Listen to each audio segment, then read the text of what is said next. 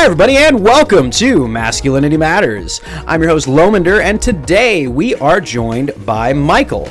Michael is a buddy of Josh, who was on a previous episode, and he had mentioned some stuff to Josh about masculinity that we had found really interesting, and that's what made me want to talk to him. But other than that, I know dick all about this dude. So, Michael, do you want to introduce yourself to everybody? Tell people who you are and what makes you famous.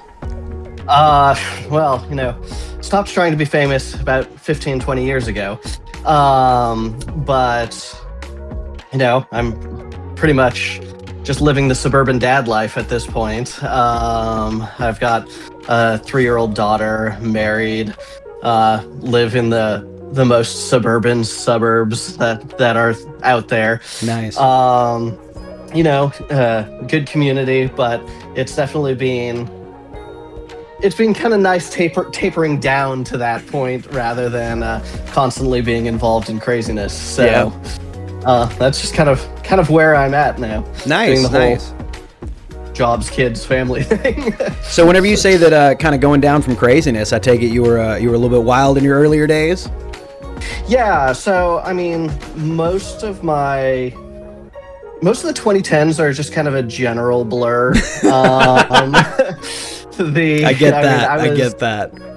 I was pretty consistently out, in the doing stuff in the electronic music scene. Not as anyone contributing, just partying. Yeah, just enjoying it. That's part of the scene. Usually, 3 to 4 times a week. Nice. So it was, those Wednesday night parties and the Monday night stuff at Bag in San Francisco. So man, Monday and Wednesday night going out to party. Goddamn, you were in it. But yeah, I mean that was the partying was a thing that kind of took the place of my fencing for a while, because I was a fencer and I was fencing 40 hours a week. Damn. 30 to 40 hours a week, usually Monday through Friday, 5 hours a day, and then Saturdays, Sundays were kind of flexible based on tournament schedules. And if I was that's a full-time fucking job, bro. So yeah, that was and when I was mad at fencing, which was for a couple of years, that's when I was partying. That definitely makes sense. I mean, you're going from something that seems like it had a very strict schedule to just doing whatever felt good in the moment.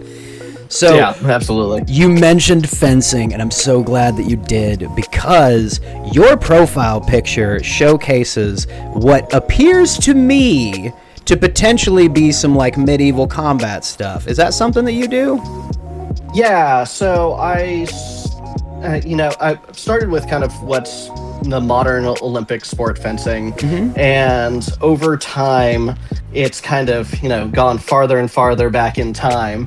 After that I got into HEMA and started doing longsword. And then what is HEMA, real quick? Is that historical? Historical European martial arts. European martial arts. That was it. Okay, I knew it, but I was like, I didn't remember what the E was. Yeah, and then so I was doing a lot of unarmored longsword in kind of a classic fencing tournament format. Yeah. And then as I got more into that, I got less into the tournament side and started getting more into the armored combat side of things. So now I'm doing armored combat events, which there's a competitive element to it, but it's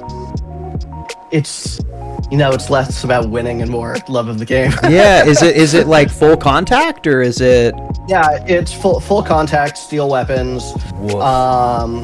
And it's not just the sword play. Once you're in armor, the rules and what's allowable changes a lot. Okay.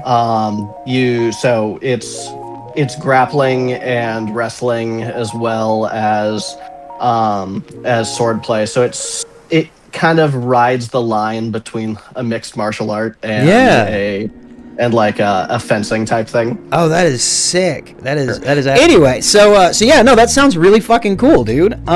So One of the things that you had mentioned in our conversation, and now I'm just going to like go to our conversation, that you had said that like in that process, in that group, it very much feels like you guys kind of eschew like like modern takes on like masculinity and such that. And one of the things that you said is like your buddy helps you pick out fabric as much as he hits you with a sword. And I absolutely love the way that you worded that. So can you kind of expand on what you meant by that? Yeah, you know, there's this I mean, there's kind of a death of fashion in a lot of ways for men. I dead ass agree, like 100%. Yeah, you look at like what are men's clothes now, and you've got some variant of shirt, and it's basically do you get buttons and a collar or not? Mm-hmm. and I mean, of course, there's options out there, and there's some great streetwear fashion that you see where people are playing more with shapes and textures and colors and design. But men's fashion has become so safe. Yeah. And there's nothing like pushes boundaries or even like goes out of the norm, really. It all seems like it's either business chic or business casual. Yeah, exactly. And especially in environments where, you know, men want to be taken seriously. You're limited on colors, you're limited on patterns.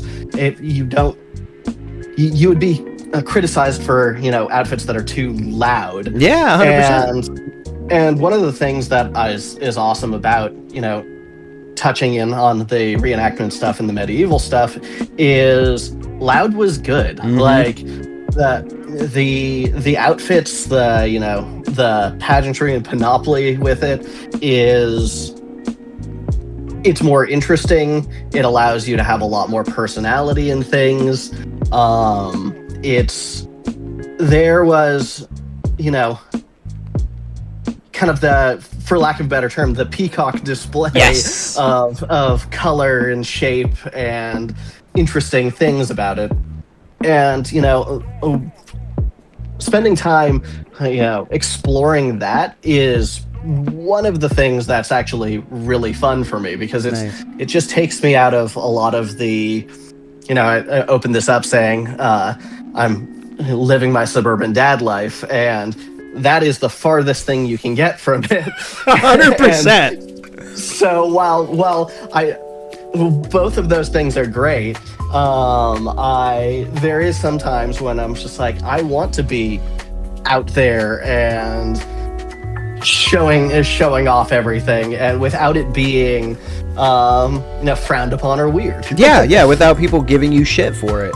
And one of the things that I think, especially with because I am a huge medieval guy. Like, I love medieval Europe. I love like 1400s and previous Japan. Like, I am all about the armors, the fashion, the looks, the styles and shit. I think it's so gorgeous the way that people dressed back then, and I love the fact of that there was so much interesting shit that people would wear if they had the money to be able to.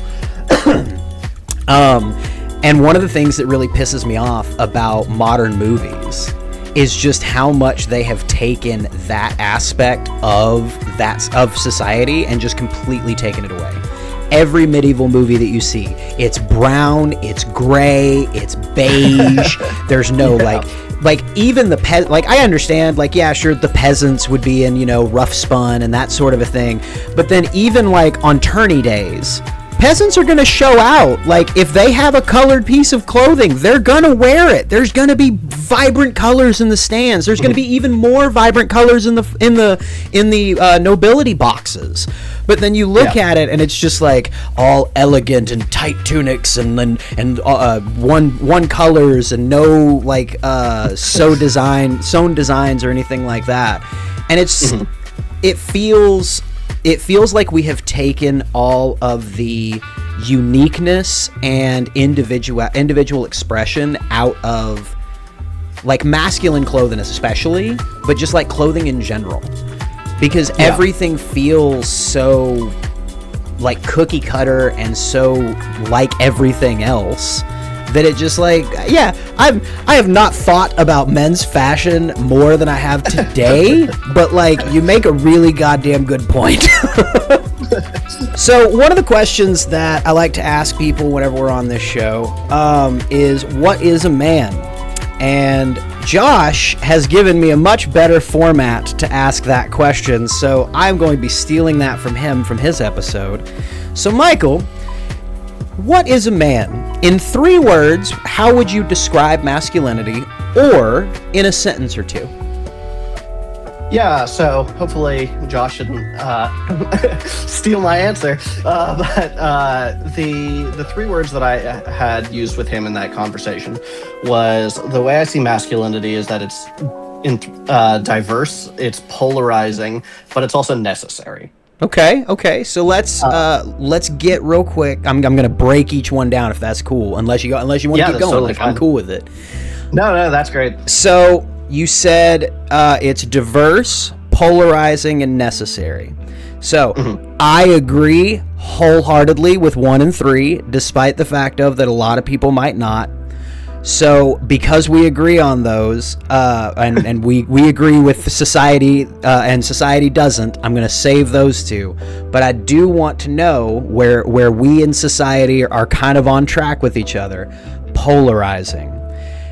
Why do you say that it is polarizing? So there has been a kind of a unfortunately necessary movement in the opinions, especially of our generation and younger, that has very much pushed back against masculinity. And part of that is, the fault of you've got the masculinity influencers out there who are pushing narratives about essentially male superiority, and that as a man your job is to impose your will upon other people, exactly, etc. And that, it's kind of the media atmosphere where we're in, the environment is always going to amplify the loudest, craziest voices, because that is what is going to drive engagement. Fuels engagement and gets that AdSense money. Yeah, and so what we end up with is these loud voices saying, all of these things, which, really not that great from a societal standpoint, and then being amplified. And when they get amplified like that, you're going to end up with an immediate pushback response on the other side. So you have these people saying, a man is this, a man is this, this is how, what being manly is. And then the other side is going to be like, wow, that's a kind of a bunch of bullshit, and nobody should be listening to that. And you end up with, as the nuance is kind of stripped away in as those everything conversations, flattens. you end up, bringing it all down and distilling it to man good, man bad. And there's you really see a lot of that happening. Where with the death of nuance.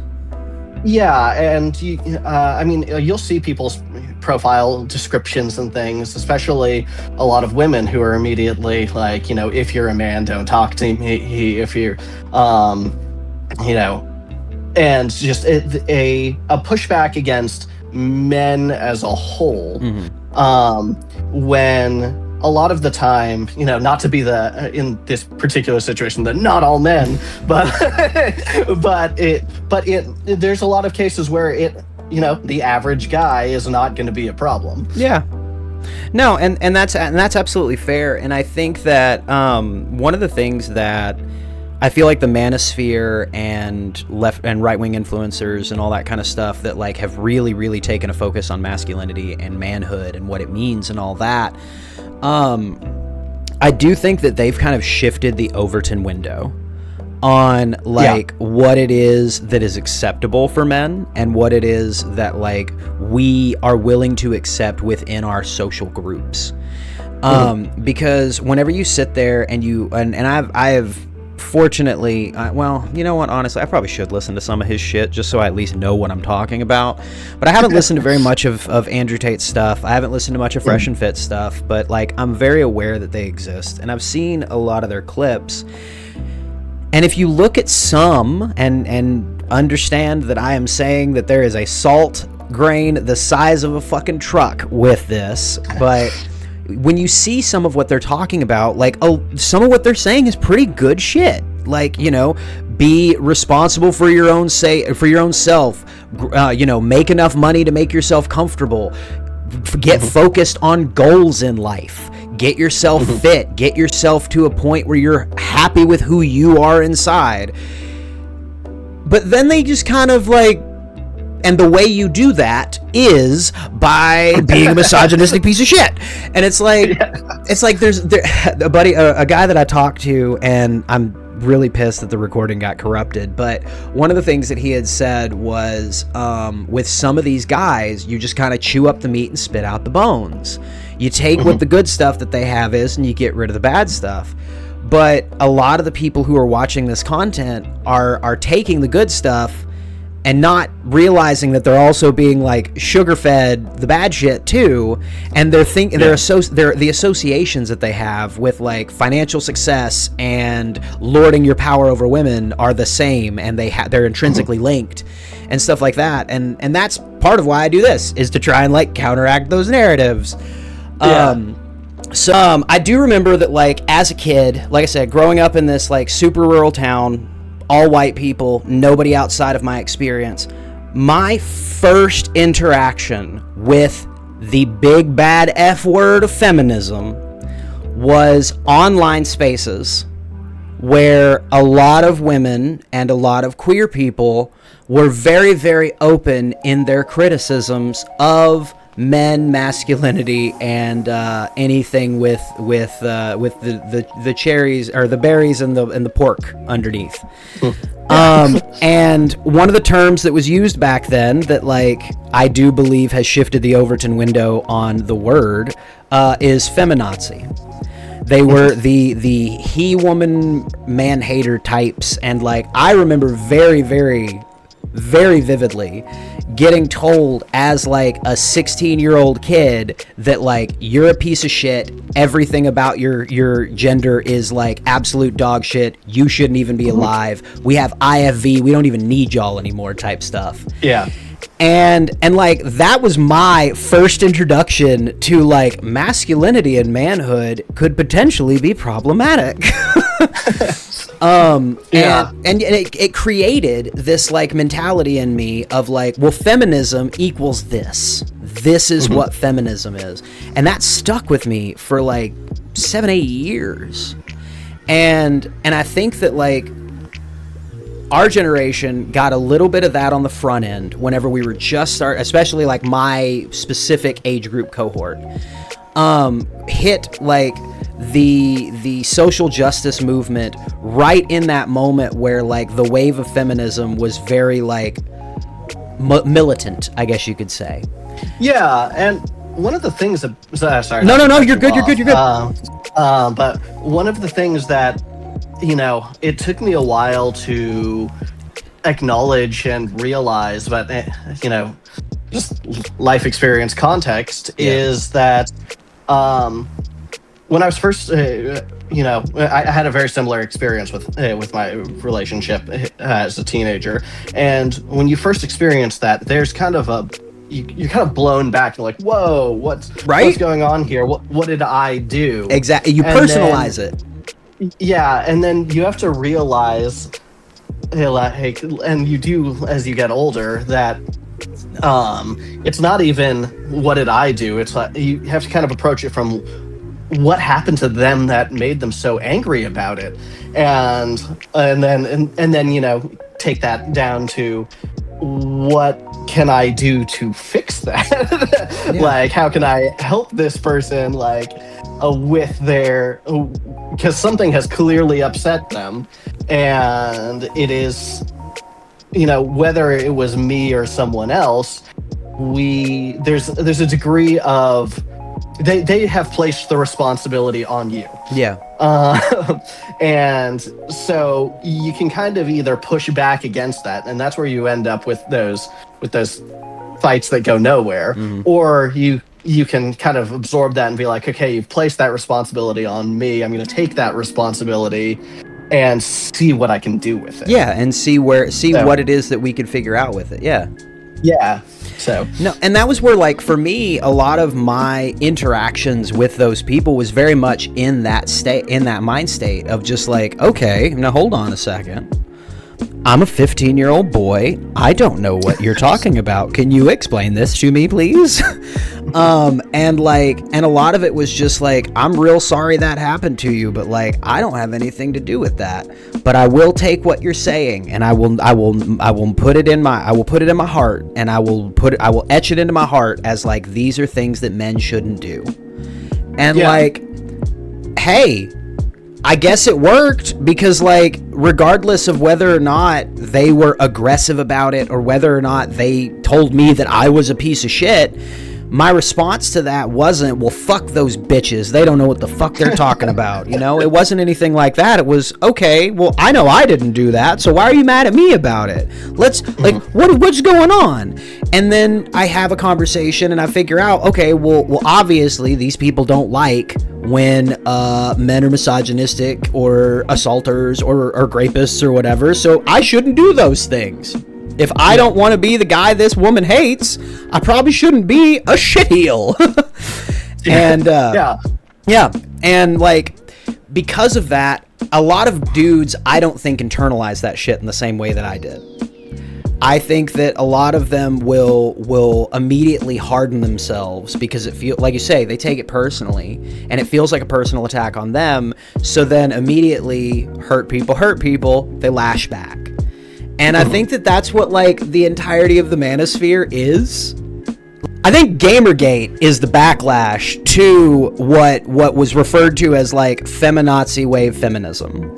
And I think that it came in that, like, a lot of what I've used the term militant, so I'm just going to keep using that one. I don't think it's accurate per se, but you have a lot of these militant feminists coming in and just immediately just being like, guys are shit, every one of them's terrible, all of them are rapists, all of them are this, all of them are that. And then a bunch of dudes were like, oh yeah, well we can say a bunch of mean stuff about you too. And then they escalate, and I'm not saying women, like, I'm not trying to say that women started this, because at the end of we're what, 25 minutes in? Yeah, I can say it. At the end of the day, patriarchy is what started all of this bullshit. So, like, women's response to the patriarchy was the aggressive militant feminism, and then the response to militant feminism was Gamergate, which then, like, tamped down any type of militant feminism that could have actually created a systemic change. And then the right-wing manosphere became the natural evolution of what happens when those Gamergate guys are in their own little bubbles and getting advertiser money. Yeah. And I think the polarization comes from the fact of that we are consistently trying to maintain a status quo that is negative and exploitative to everybody but ourselves. And even then, I would completely agree with that assessment. Yeah. So, just in general, kind of circling back to what I had opened this section with, it was you end up with the loudest voices rising to the top, regardless of even if people agree with them. Like, the vast majority of people, if you ask them about, if you just took snippets of opinions and said, hey, what do you think about this? Then a lot of people are going to be like, well, that sounds absolutely crazy. That's ridiculous. But then if you watch, if you like look at, by the numbers, who's being followed, who's being watched, the people are kind of addicted to the crazy. Well, and I wonder too if that's not by design from the apps that people are using, because so at the end of the day, like the apps that we use are not designed for public health. They're not designed for positive mental outcomes. They're designed to make money. Anyway, so whenever you look at like two posts or I'll even put two videos to get side by side here on the screen, and you see one says redefining masculinity in a positive way with Michael, right? But then you see why women are the reason you're angry. Which one of those two videos are you gonna click on? Because definitely, yeah. I'm gonna click on both of them. Like I'm gonna click both. Don't be wrong, but like I'm gonna watch the angry one first, because I'm curious. Why is it that women are so angry because of me? And even if it is absolute bullshit, and the funny thing is when you watch these videos, and I've watched a number of them, not Tate's or any of those, but I've watched a number of these like really, really rad men's rights guys. Yeah. And like when you watch their stuff, it is very much it's so outlandish, it's so out there. But then even after finishing it, if you see whatever situation, even if it's just like, you know, whenever you see a Karen in the store, talking to the clerk in any type of way, that's because of her overabundance of estrogen or something like that, right? Something completely out of nowhere, doesn't make any sense. But then whenever you go to the store that day and you see a Karen going up one side and down the other bitching out a clerk, in the back of your mind, something's going to say, I wonder if that has to do with her estrogen levels. Bro, what? So, yeah, I mean, I do actually think that there's this interesting, what you just described, that where it just sits in the back of your head. I do think that we see a lot of that, where if someone has not thought about something before, not thought about whether it is something's a good idea or even an explanation for something is a better way of thinking about it, then once they encounter that situation, if they have no other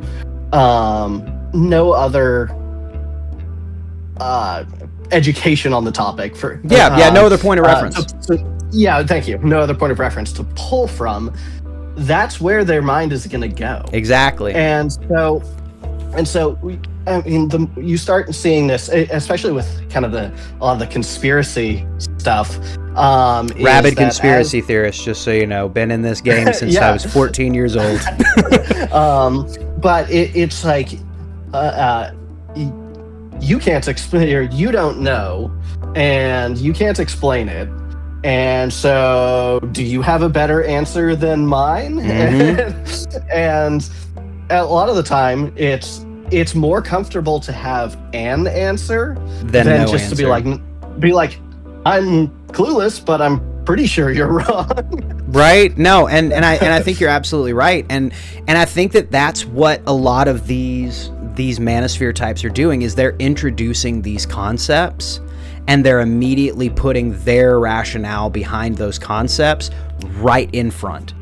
And it's like, part of the problem comes from the education of boys in childhood. And I talked a little bit about this with Badger on a previous episode, that like we have a really, really big issue around consent these days.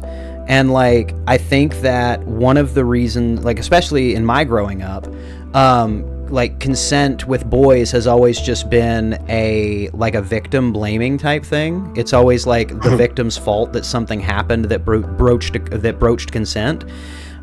So therefore, like there's a level of detachment that we get from that. So there's not the sense of personal ownership that like certain transgressions get applied, especially to boys. boys will be boys. Like, what is, like, that to me means, like, your son and his friends, like, grab their junk whenever they're, like, talking crap on each other. Boys will be boys. They'll be a little gross sometimes. Something like that. But it's not, pulling some girl's hair and, like, throwing her to the ground because he likes her or something like that. Or, like, beating up another kid because he, did something he didn't appreciate. Oh, boys will be boys. They're just aggressive. No, you bitch. That's you not telling your kid to respect people's boundaries. Like, yeah. And because of that, like, there's so many kids, boys, young men that are just desperate for people to, like, I am experiencing a world I don't understand and that my parents haven't prepared me for, and I don't know why the hell this is happening. Like, the other day, I, came up to a girl and started talking to her, and then she started screaming at me because apparently she didn't want to be talked to that day. And, like, well, what did I do? I didn't do anything.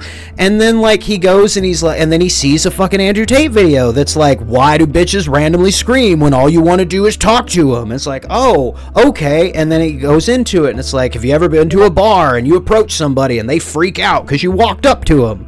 Well, this is why that happens. When it's like, no, it's because you didn't sit for a second, look at their body language, see if they wanted to be approached, see if they're even receptive, see if they're going through something. No, you barreled into a situation where a woman was crying, and, like, you thought it'd be a good idea, like, hey baby, can I get your number? Shut up, bro. You didn't pay attention. Like, that's on you.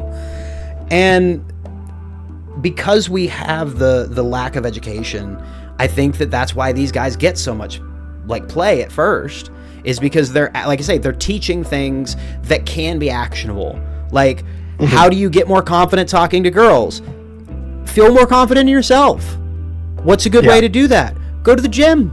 Get yourself to, like, a body shape that you're happy with. Or, I don't know, go talk to people. Like, build confidence in your communication skills. And, like, but nobody's telling these guys to do that. They're saying, no, look up my dating guru guide for $475 and go to Players University for $1,500 a month and guarantee you'll be slaying pussy in no time. So we had polarizing,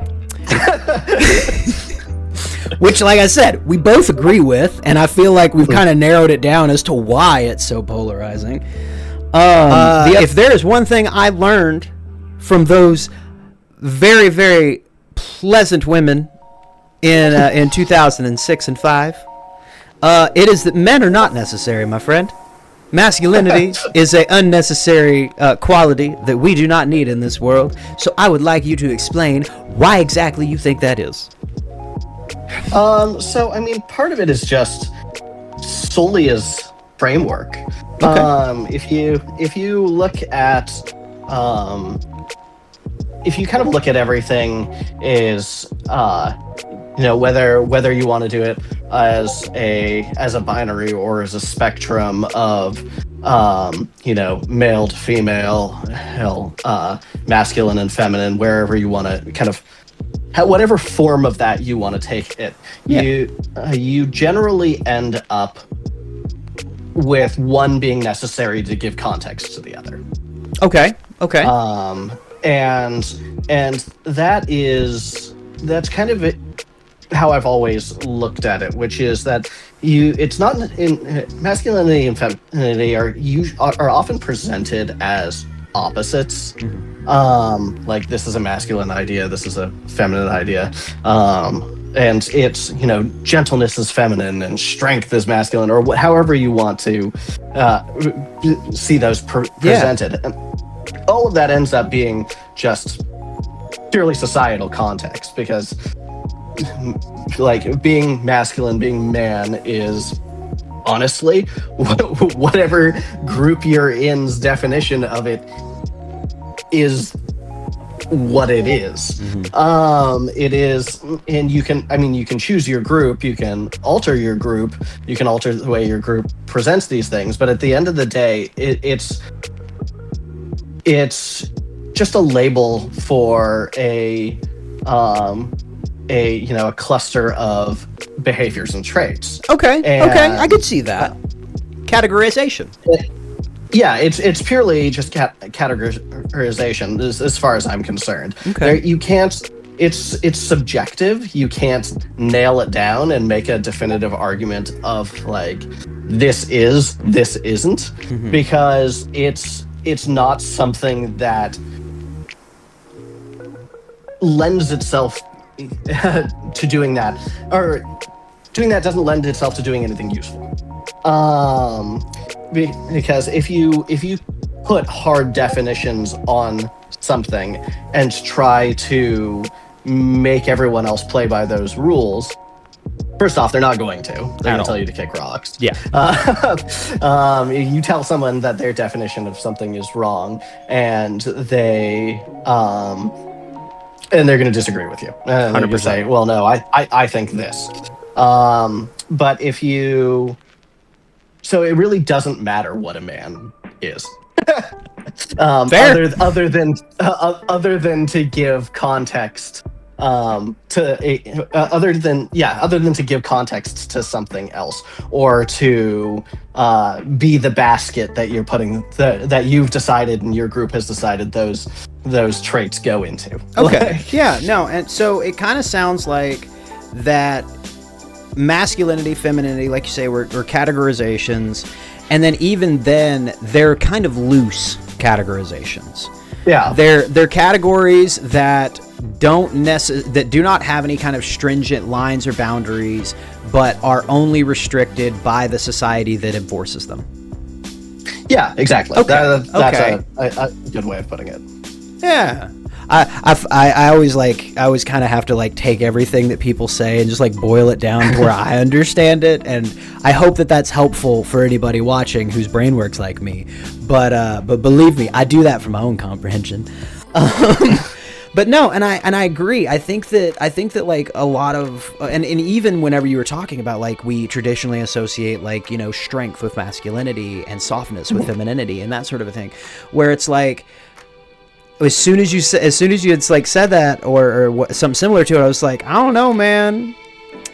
I've seen some pretty strong women in my day that are a hell of a lot stronger than most men I've seen. And then you followed up with like, well, yeah, it's because it's a category that switches. Like, well, all right, no, that's fair. That's fair. Well, and then you take something like, let's take the example of gentleness for and you know, if someone said, you know, you put up a whiteboard and categorize these words and you put gentleness in there, 9 times out of 10 someone's going to throw that into the feminine category. But and then you know same thing, using the same example, so strength and gentleness, and then strength they'll throw into the men's category. But what's lost a lot of the time is that it is very easy to be strong and violent.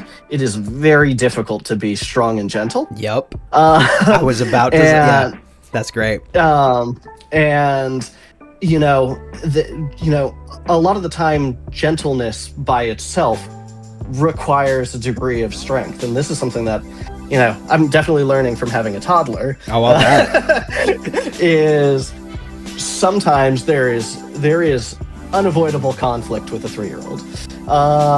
And I have heard this. And you're tired, you're at the end of your rope, but the right call, because getting mad at them being mad is not going to do anything. They're 3, they don't know what's going on, they're just pissed. They are mad at a world they do not understand, and the world exactly. That they do not understand and are not helping them enough. Yeah, like, he drops a cookie on the floor or something, and I have to remind myself that, that may actually be one of the worst things that's ever happened to her. To this point, that's a tragedy of epic proportions. So but I can feel my blood boiling sometimes in these situations. Just put your damn shoes on and let's go. And reminding myself that it would be really easy to be mad. Yeah. Is because that's just all of the signals in my body are telling me to do that. Yeah. But it's not productive. So, It doesn't help one fucking iota. Yeah, and so that is kind of why I think that it all ends up being so subjective, because that sort of mental strength requirement for being gentle, is placed in the feminine category. But it would be difficult to say that is not strength. No. Which is almost always someone would throw into that into the masculinity box. For sure. Well, and like one of the things, whenever you were talking about gentleness, like within strength, that I was thinking of was, there is this video that I remember from a long time ago. I think it might, sitting with a, like, I don't know, 5 or 6 year old girl at a fucking little tiny children's table with like a teacup and all of that, and like this teacup is the size of this man's nose, for God's sakes. And this dude is just sitting here like, hunched over this table, and just like, oh yeah, dude. And he like very, very lightly grabs and you can tell that like the size of this man and the muscles that he has, that like everything, he could just easily like picking it up, but normal would shatter this plastic cup. And this dude is going through, and he's like pretending to cut something with like the little plastic knives that like I've used, and they break if you like, when you try to pretend, they shatter because they're cheap and crappy. And like I'm watching this like arguably manly man just showing some of the softest, most gentle ways of being towards this child. And then like after he like finishes talking with this like kid, he just stands up and he's just real happy-go-lucky. He's like doing everything that he can to like be a welcoming and a warm presence. And that was one of the first times, I think, that like it kind of like broke my brain a little bit. I was like, well, no, like this is supposed to be a guy who's like, a meathead. He's supposed to be like a super hyper masculine, super hyper strong, and all this kind of stuff. And like, and then in the movie, he acted really weird, but I thought that was just like a comedy bit and all that. But like, man, he just seems like a really, really soft, nice, approachable dude. How's that possible? And then, I evolved and, learned a little bit about how masculinity can be varied and diverse in its appearance. Hey, speaking of which, you remember how you said it was diverse? Is that kind of what you were talking about? How's that for a segue? Yeah, that's exactly what I'm talking about. Is because it's subjective and, prone to user categorizing it however they want, you end up with everything fits into you justify anything fitting into any category, pretty much. You monolith everything. Yeah, you go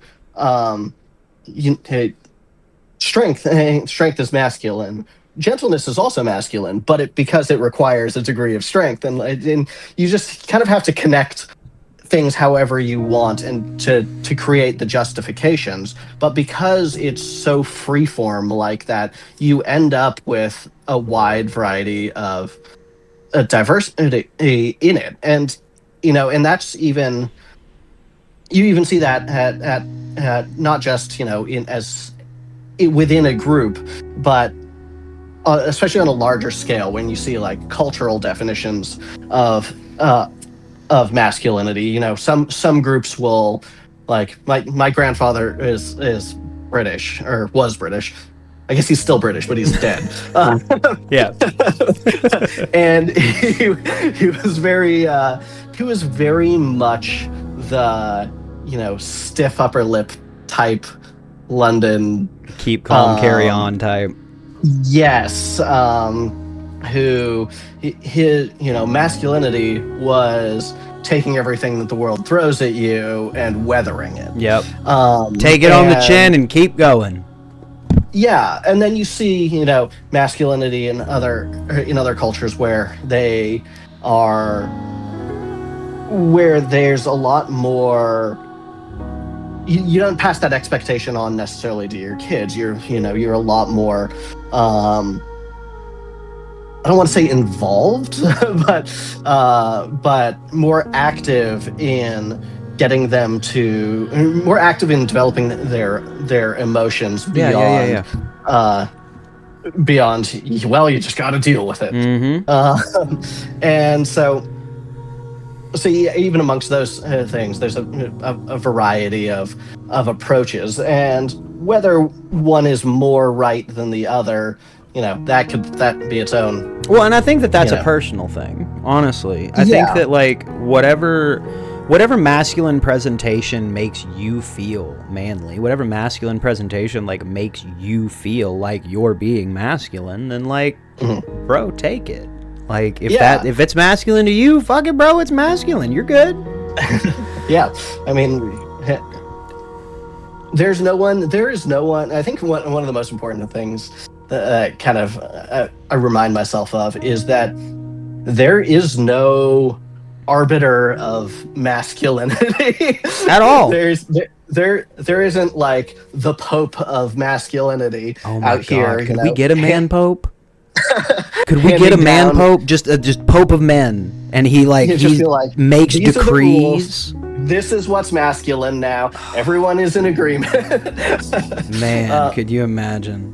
Like we have an entire organization around like what being a man is. Whole clergy of God. It practically is a religion, though. Let's be real. Yeah, but historically, having someone to pass down edicts and control doesn't work well. The opinions of the population, it hasn't gone great. Yeah, it's not putting all the power in one place is typically a bad idea. Yeah, I mean, it's one of those things though where I find myself a lot of the time thinking about are you familiar with Thomas Hobbes' Leviathan? I think I've heard of it, but remind me what it is. So it's basically when as kind of feudalism was coming to an end and there was the Enlightenment period, kind of 1700s, 1700s. Thomas Hobbes was one of the philosophers that came out of it, and you see a lot of those Enlightenment philosophers talking about democracy, self-determination, doing things as a group. And then Thomas Hobbes was not that. He believed in the what he called the Leviathan, which was essentially a authoritarian individual of some variety, a king, a dictator, whatever you want to call it. And because he's like, at the end of the day, people are dumb and can't be trusted. they kind of need to be ruled. And I don't disagree with him a lot of the time, but I do. You think that's where all of these tech billionaires are getting their ideas from? Yeah, that's the thing, is I do actually think that there is a lot of that Hobbesian philosophy that we see, especially in the wealthy and oligarchs of society. People are dumb. They need to be ruled. Fine. The problem is that selecting a Leviathan is essentially impossible. Yeah, because I am fine to have an overlord if they're not a total dick. But if they're in their overlording, they are benevolent.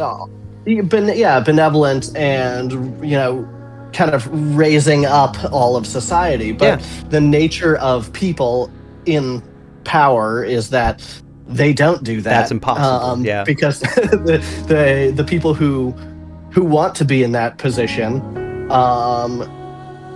they shouldn't be, and the people who actually would do the right thing don't want the position, have no interest in doing it. So no, and that was one thing that for a long time in my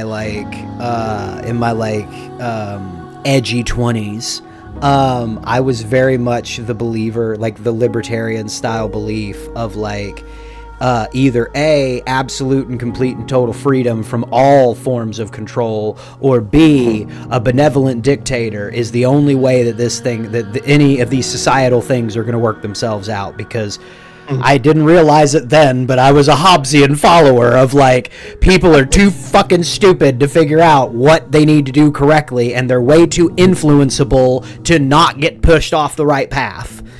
And as I've grown, as I've learned, as I have educated myself about both human behavior and the true nature of power, it's that, yes, I still wholeheartedly agree that the absolute best thing for the evolution of humanity and the full, like, evolving of us to being a utopia is a benevolent dictator who has perfect morals, perfect ethics, and is never wrong. AKA nothing that is human, nothing that is human-made, or nothing that exists on a plane of reality that we currently reside in. So I guess benevolent dictators are out. I guess we're going to have to figure out how to do this the hard way, which is, I don't know, talking to people and getting all of their opinions. So we're kind of on the back half. I say back half. We're on the back part, the back 18th hole probably, I guess. So I do kind of like to shift a little bit more to advice. I think we've been giving a little bit of, like, forward-thinking stuff. Hobbesian shit don't work, guys. That's one thing. I'm gonna steal that one from you before you can even say it. My advice is, fuck Hobbesian thinking. Like, it may have some merits, but at the same time, if you think that everybody's too stupid to figure out what you figured out, you're already doing the bad thing. So, what advice do you have for young men and boys that might be trying to figure this whole thing out? Being a father, I feel like you might have a bit more an interesting sage advice than I would. I mean, being mad feels great. Doesn't help ever. You can take a moment to be mad. Don't subject anyone else to it. Yeah. But yeah, just always remember that you're gonna have a difference in life experience, like your actual lived experience, and the actual amount of experience you have. You might run into someone who has chronologically the same level of experience, but kind of like what you were talking about earlier, you from 3 to 17, you lived in a town of 600 people that was pretty much homogenous. Mm-hmm. Coming out of that, you're going to have way less experience than someone who's been to 30 countries by the time they're a teenager. I definitely got to taste a lot of my own shoe leather whenever I met a bunch of diverse people after moving away from there. Yes, just don't be mad, because it's not helpful. Yeah, and I think that, like, I think another aspect to that is, like, if you don't make it other people's problem. Yeah, I think that's probably it. And we got to where we are as a species, as a society, to this level of dominance on the planet, not by doing the fierce, rugged independence thing. Like, we did it by communicating and collaborating. Mm-hmm. So if you find yourself, wanting to be the apex predator that you want to be as a man, probably the easiest and fastest way to do that is to make friends. So, right? Is to be somebody in the community that people can count on. Be in community with people. No, and I love that. I think that that's great because, like, and I kind of feel like too, the idea of, if you want to build, like you say, we built society on the ideas of communication, and we built society on the ideas of coming together and building each other up. And I would argue that over the last 15 years, there's been a marked attempt to try and dismantle that history. We have shown that as a species, we do better whenever we work together, but there is an active participatory element in our media, in our schooling, in our Americanism way of life, that rugged individualism is what has created the mythological shining city on the hill that America is supposed to represent. And we've got so many actors now that are focused on that individualism that we're completely forgetting about community. And I think you said it best, that like we built society by being in community with one another. And the way you're in community with one another, taking responsibility for your own fucking emotions, not making them other people's problems, and trying to help. Being like, I say approach the world with a loving curiosity and a desire to help. And like that's how we get out of this male loneliness crisis. That's how we get out of like men being the number one self-deleters on the planet. Like that's how we limit all of this bad crap that is being foisted on us, is by engaging ourselves in community and trying to find ways to help. Yeah, I mean my grandfather, the strong British one, he always had a lot of great little sage advice, and one that always stuck with me was the idea of the only reason to ever see what's in your neighbor's bowl is to see if they have enough. Exactly. Like never like not to see if they have more than you. So I love that. And so, Michael, thank you so much for joining me today. This has been an exceptionally interesting conversation. I feel like we got a lot of really, really good stuff out of it. Is there anything? I know you don't have much of an online presence. You're one of those. You're one of those weirdos that like has an outside life where you touch grass and such. Whatever. Not too involved in the community. It's a problem. Look. No, but if there's anywhere you want people to find you, or anything that you want to pitch, or anything like that, now's a good time to do it. Otherwise, if you got any final thoughts? No, not really. I'm, if you want to find me, I'm around. Come and find me. If you know where to look, you'll find him. Don't worry. Michael, thank you so much. I greatly appreciate your time today. Thank you, everyone for watching. Do all the likes, the subscribes, all of that kind of stuff. Maybe one day I'll be good at these outros. It's not today, though.